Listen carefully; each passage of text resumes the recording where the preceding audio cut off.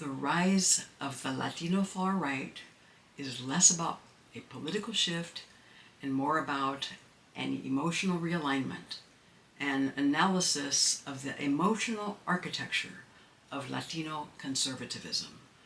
By me, Angela Valenzuela. Paola Ramos' insightful analysis in her award-winning book, Defectors, The Rise of the Latino Far Right and What It Means for America, could not be more urgent for Texas and the nation. She argues that contemporary politics, especially around race, immigration, and education, is driven less by policy debates than by emotion. This emotional terrain helps explain a phenomenon many political observers once considered unthinkable: the rapid rightward shift among segments of the Latino electorate. Democrats have long assumed that Latino voters would remain a reliable bloc, but recent elections have shattered that assumption. Donald Trump, despite his virulent anti-immigrant rhetoric and punitive border policies, won a higher percentage of the Latino vote in 2020 than he did in 2016.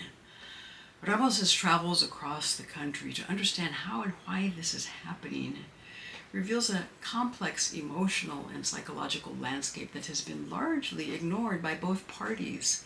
What she finds is deeply relevant to Texas and other states, where political actors continue to weaponize fear, disgust, resentment, and grievance to inform immigration policy along the U.S.-Mexico border, to reshape public education, and to redefine belonging.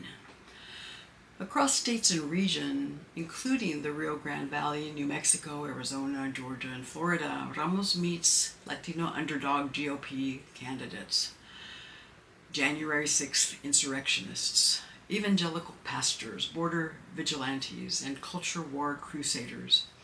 Figures like Monica de la Cruz, who ran on a platform to finish what Donald Trump started, or David Ortiz, who identifies as a Spaniard and sought to preserve a statue of a conquistador in New Mexico, exemplify how narratives of cultural anxiety and racial hierarchy are being reactivated within communities of color.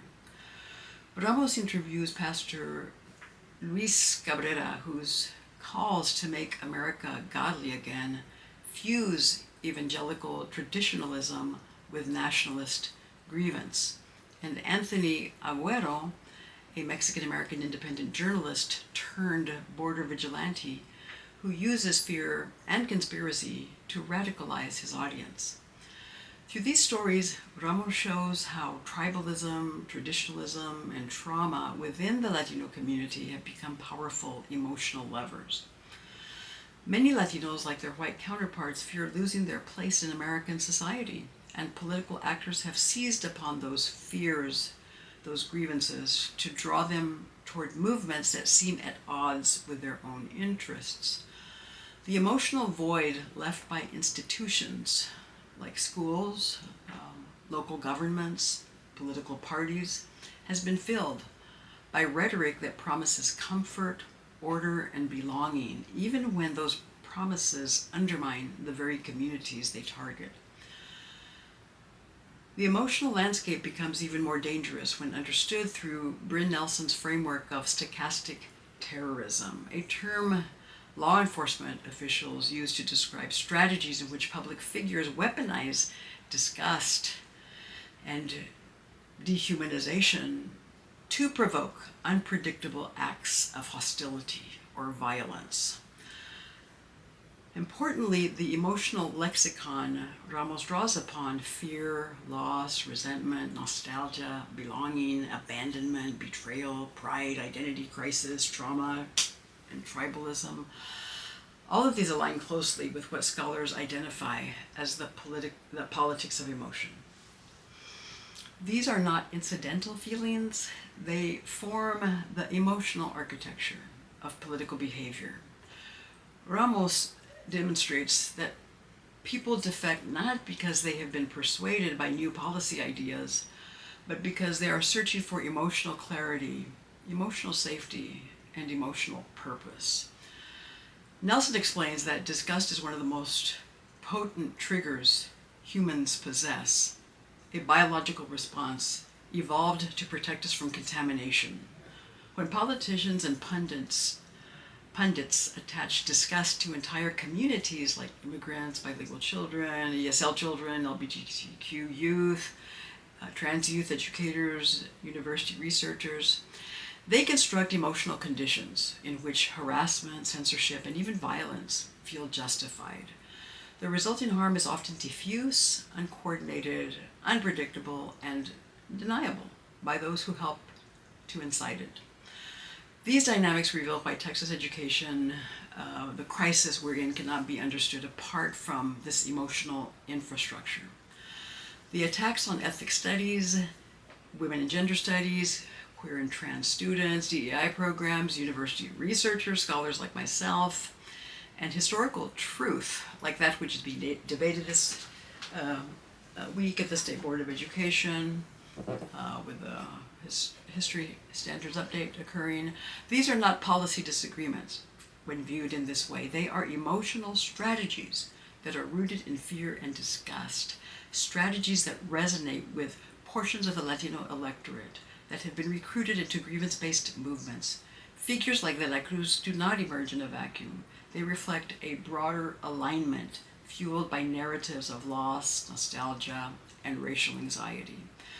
This is why after-school programs, community-based educational initiatives, and investment in public education matter so profoundly. Programs like our Saturday school, Academia Cuautli in Austin, Texas. I see my t-shirt, Academia Cuautli. The Musical Academy in Nahuatl. This is why programs like Academia Cuautli, they're not just pedagogical interventions. They are emotional counterforces. They create spaces where children and families experience dignity, recognition, cultural pride, belonging, joy, what some grotesquely deride as identity politics, but which are in truth the emotional foundations of human development and democratic belonging. These are the very emotions that protect against the vacuum where the manipulations described by Ramos and Nelson find fertile ground. These programs remind young people that their languages are assets, that their ancestors were scientists, mathematicians, engineers, activists, and philosophers, and that they have a rightful place in this society. Truths that the current political climate works aggressively to suppress.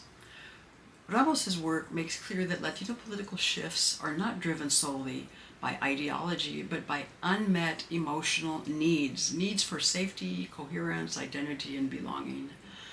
Nelson warns that when disgust is mobilized against communities, violence becomes ambient and unpredictable, which is what we're seeing a lot of these days and have been seeing.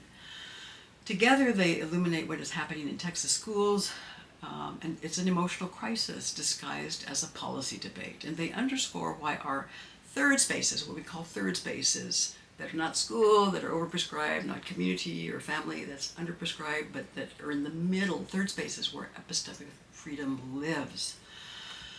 Why they're so powerful and important. They're rooted in storytelling and ceremony, in danza mexica, Aztec dance, bilingualism, and ancestral knowledge. These are not merely educational alternatives. They are the frontline defenses against the weaponization of fear and disgust. People do not defect from harmful ideologies unless they have somewhere better to belong. Our responsibility, especially in Texas' current political storm, is to continue building those places.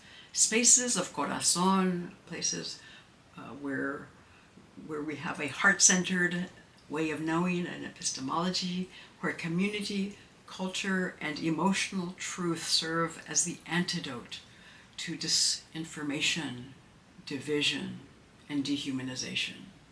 Muchísimas gracias. Thank you very much. I'm totally jazzed by what I'm learning right now. It's another way to recast what we in race and ethnic studies term internal colonialism or internal colonization. All right, have an awesome day.